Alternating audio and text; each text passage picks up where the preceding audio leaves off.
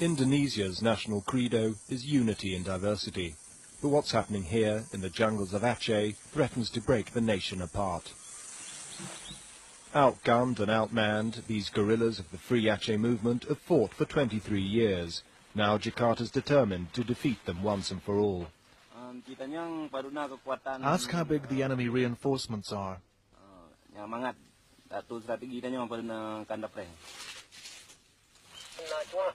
Do we have informers among the soldiers? There are 3. Their names are X, Y, and Z.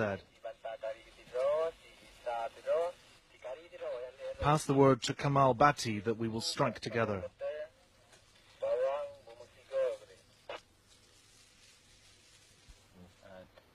This guerrilla commander knows that his struggle could undermine the whole nation.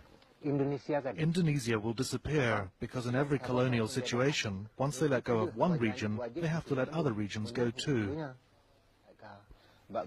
The Achenese separatists planned their tactics in the full knowledge that dialogue with the government is not even an option.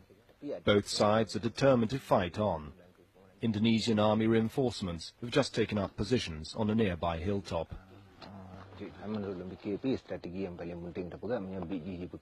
they're really ignorant and hard-headed, we may have to take out one of their sub-district military commanders.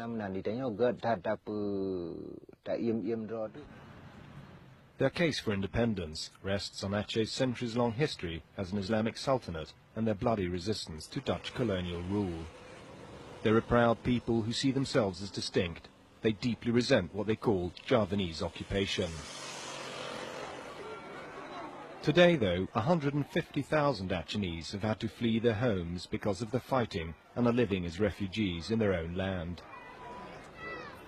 These camps are hotbeds of Achenese nationalism. The Free Aceh flag